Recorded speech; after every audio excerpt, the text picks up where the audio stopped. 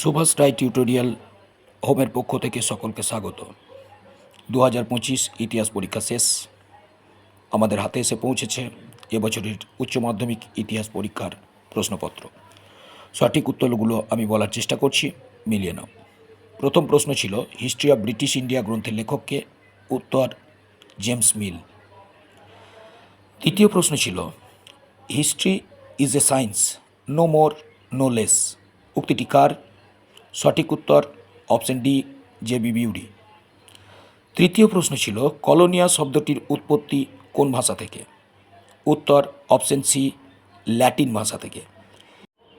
চতুর্থ প্রশ্ন পর্তুগিজরা কালো সোনা বলতে বোঝাতো। সঠিক উত্তর অপশন বি, গোলমরিচকে। পঞ্চম প্রশ্ন ভারতীয় রেলপথের সূচনা কে করেন? উত্তর অপশন ডি, লর্ড ডালহৌসি। 6 নম্বর প্রশ্ন ছিল বাংলায় চিরস্থায়ী বন্দোবস্ত কে প্রবর্তন করেন? সঠিক উত্তর অপশন সি, কর্নওয়ালিস, 1793 খ্রিস্টাব্দে। 7 নম্বর প্রশ্ন এশিয়াটিক সোসাইটি কে প্রতিষ্ঠা করেন? উত্তর option C, sir William Jones, এটি হবে 1784 খ্রিস্টাব্দে। 8 নম্বর প্রশ্ন সতীদাহ প্রথা কে রদ করেন? উত্তর option D, Lord William Bentinck. 9 নম্বর প্রশ্ন টাইপিং শব্দের অর্থ কী? উত্তর অপশন এ, মহাশান্তি। 10 নম্বর প্রশ্ন ছিল লখনৌ চুক্তি স্বাক্ষরিত হয়েছিল যে দুটি রাজনৈতিক দলের মধ্যে, তারা হলো। সঠিক উত্তর অপশন এ, কংগ্রেস এবং মুসলিম লীগ। 11 নম্বর প্রশ্ন প্রার্থনা সমাজ কে প্রতিষ্ঠা করেন? সঠিক উত্তর option C, doctor Atmaram Pandurang. 12 নম্বর প্রশ্ন হচ্ছে মুসলিম লীগের প্রতিষ্ঠাতা কে ছিলেন? উত্তর অপশন বি, ঢাকার নবাব সালেমুল্লাহ। 13 নম্বর প্রশ্ন ছিল গান্ধীজি খেদা সত্যাগ্রহ আন্দোলন কবে শুরু করেন? উত্তর সঠিক উত্তর অপশন বি, 1918। 14 নম্বর প্রশ্ন ছিল ভারত শাসন আইন কবে পাস হয়েছিল? সঠিক উত্তর 1935 সালে। এর পরের প্রশ্নটা হচ্ছে স্তম্ভ 1 এবং স্তম্ভ 2 এর মধ্যে মিল। এখানে দেখো হিরোশিমাটা জাপান ঠিকই দেওয়া আছে। দ্বিতীয়টা হচ্ছে থাকিন্নু, এটা ডোবামা অ্যাসোসিয়েশন। তৃতীয়টা হচ্ছে পার্ল হারবার হচ্ছে আমেরিকা যুক্তরাষ্ট্র। এবং 4 নম্বর চিয়াংকাই শেক ছিল কুওমিন্টাক দল। তার মানে সঠিক উত্তর হচ্ছে এরটা, সঠিক উত্তর এ। 16 নম্বর প্রশ্ন ছিল বাংলায় তেভাগা আন্দোলনের সূচনা কোন জেলায় হয়েছিল? সঠিক উত্তর অপশন এ, দিনাজপুর। 17 নম্বর প্রশ্ন ছিল আজাদ হিন্দ সরকার কোথায় প্রথম প্রতিষ্ঠিত হয়? উত্তর অপশন ডি, সিঙ্গাপুর। 18 নম্বর প্রশ্ন ছিল জোট নিরপেক্ষ আন্দোলনের প্রথম সম্মেলন কোথায় অনুষ্ঠিত হয়েছিল?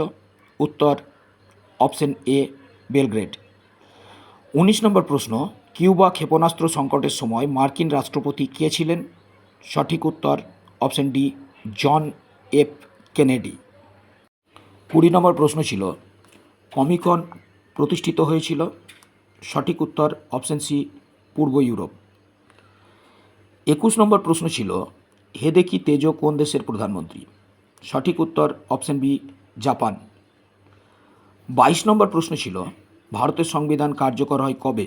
সঠিক উত্তর 1950 সালে। 23 নম্বর প্রশ্ন ছিল স্বাধীন বাংলাদেশ আত্মপ্রকাশ করে কোন বছর? সঠিক উত্তর হবে 1971 সাল। এমসিকিউ এর সর্বশেষ প্রশ্ন অর্থাৎ 24 নম্বর প্রশ্ন ছিল প্রথম পঞ্চবার্ষিকী পরিকল্পনা কবে শুরু হয়েছিল? সঠিক উত্তর অপশন এ, 1951 সাল।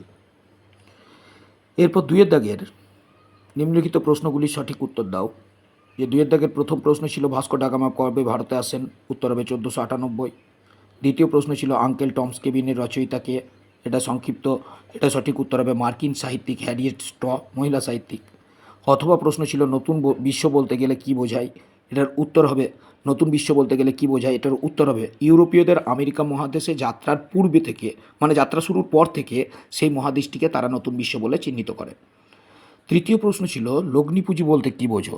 এটার উত্তর হবে শিল্প বাণিজ্য থেকে অর্জিত পুঁজি যখন আরও মুনাফা লাভের আশায় কোনো শিল্প বা বাণিজ্যে বিনিয়োগ করা হয় তখন তাকে বলা হয় লগ্নি পুঁজি। পরবর্তী প্রশ্ন ছিল কোন মার্কিন সেনাপতি প্রথম জাপানে পদার্পণ করে? সঠিক উত্তর হচ্ছে কমডোর ম্যাথু পেরি। 4 নম্বর প্রশ্ন ছিল দস্তক কী? সঠিক উত্তর হচ্ছে ইউরোপীয় বণিকদের ভারতবর্ষে বিনা শুল্কে বাণিজ্য করার অধিকার হলো দস্তক।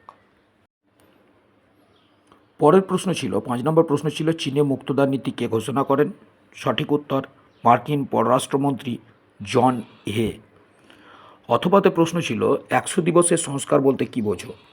উত্তরটা হচ্ছে চীনকে যে কী বলবো পশ্চিমা শক্তির প্রভাব থেকে রক্ষা করার জন্য চীনের সম্রাট কুয়াংশু 1898 খ্রিস্টাব্দে একটা সংস্কার কর্মসূচি ঘোষণা করেছিল, যেটা 100 দিন ধরে চলেছিল, যা 100 দিবসের সংস্কার নামে পরিচিত।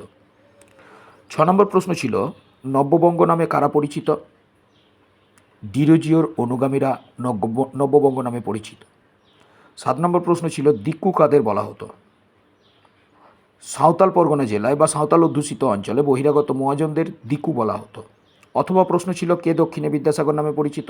এটা সঠিক উত্তর হচ্ছে বীরসালিঙ্গম পান্তুলু। 8 নম্বর প্রশ্ন ছিল হোচিমিন কে ছিলেন? এটা প্রশ্নের সঠিক উত্তর হবে ভিয়েতনামের কমিউনিস্ট পার্টির প্রতিষ্ঠাতা তথা সে দেশের জাতীয়তাবাদী নেতা ছিলেন হোচিমিন। 9 নম্বর প্রশ্ন ছিল অরুণা আসফ আলী কে ছিলেন? সঠিক উত্তর ভারত ছাড়ো আন্দোলনে অংশগ্রহণকারী একজন নেত্রী। পরের প্রশ্ন মিরাট ষড়যন্ত্র মামলায় অভিযুক্ত কারা ছিলেন? মিরাট ষড়যন্ত্র মামলায় মোট 33 জন অভিযুক্ত হয়েছিলেন। তাদের মধ্যে কয়েকজনের নাম শ্রীপাদ অমৃত ডাঙ্গে, মুজফ্ফর আহমেদ, শওকত ওসমানী। বিদেশিদের মধ্যে ছিলেন ফিলিপস প্যাট, BF বার্ডলে প্রমুখ। 10 নম্বর প্রশ্ন ছিল কে সর্বপ্রথম করেঙ্গে ইয়া মরেঙ্গে ডাক দেন গান্ধীজি ভারত ছাড়ো আন্দোলনের পূর্বে? অথবা প্রশ্ন ছিল কে কবে কোথায় নৌবিদ্রোহের সূচনা হয়েছিল? সঠিক উত্তর হবে 1946 সালের 18 ফেব্রুয়ারি বোম্বাইয়ের তলোয়ার জাহাজে। 11 নম্বর প্রশ্ন ছিল ট্রুম্যান নীতি বলতে কী বোঝো?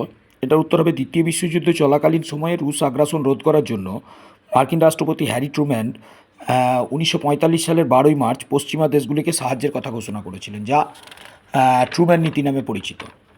তারপরের প্রশ্ন ছিল মার্শাল পরিকল্পনা বলতে কী বোঝো? মার্শাল পরিকল্পনা সঠিক উত্তর হবে দ্বিতীয় বিশ্বযুদ্ধের পর ইউরোপের অর্থনৈতিক অবস্থা ভেঙে পড়ে। সেই ভগ্ন অর্থনীতিকে পুনরুদ্ধারের জন্য মার্কিন পররাষ্ট্র সচিব জন মার্শাল এক অর্থনৈতিক উন্নতির কথা ঘোষণা করেছিলেন, যা মার্শাল পরিকল্পনা নামে পরিচিত। 12 নম্বর প্রশ্ন ছিল বুলগানিন কে ছিলেন? বুলগানিন ছিলেন রাশিয়ার প্রধানমন্ত্রী। 12 নম্বরের অথবা প্রশ্ন ছিল মাও সেতুং কে ছিলেন? এটার উত্তর হবে চীনের সমাজতান্ত্রিক নেতা তথা গণপ্রজাতন্ত্রী চীনের প্রতিষ্ঠাতা। 13 নম্বর প্রশ্ন ছিল তৃতীয় বিশ্ব বলতে কী বোঝো?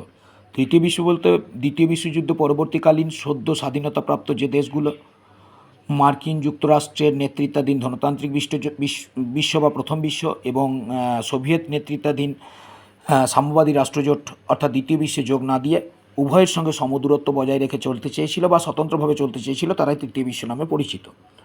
সেখানে অথবা হিসেবে প্রশ্ন দিয়েছে যে উপনিবেশকরণ বলতে কী বোঝো? এটা সঠিক উত্তর হচ্ছে যে কোনো দেশের রাজনৈতিক, অর্থনৈতিক এবং সাংস্কৃতিক নিয়ন্ত্রণ থেকে স্বাধীনতা লাভের মাধ্যমে উপনিবেশবাদের অপসারণই হলো উপনিবেশকরণ। 14 নম্বর প্রশ্ন ছিল নেলসন ম্যান্ডেলা কেন বিখ্যাত?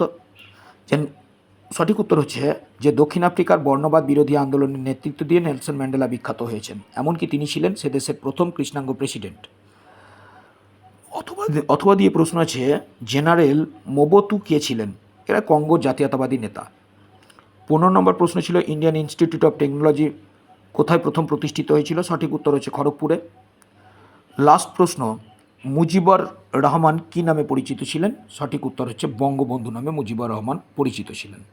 এরপরেই রয়েছে আমাদের রচনাধর্মী প্রশ্ন, যে কোনো 5টি প্রশ্নের উত্তর দাও। প্রতিটি বিভাগ থেকে অন্ততপক্ষে 2টি করে প্রশ্ন নিয়ে মোট 5টি প্রশ্নের উত্তর দাও। এখানে প্রশ্ন পড়েছিল দেখো পেশাদারি ইতিহাস বলতে কী বোঝো?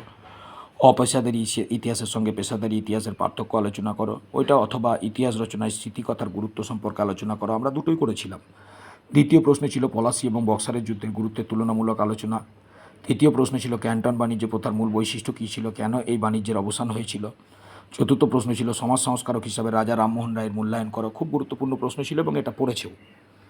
খ বিভাগের প্রশ্নের মধ্যে ছিল পার্লামেন্ট সংস্কার আইন এর সমালোচনামূলক বিশ্লেষণ করো।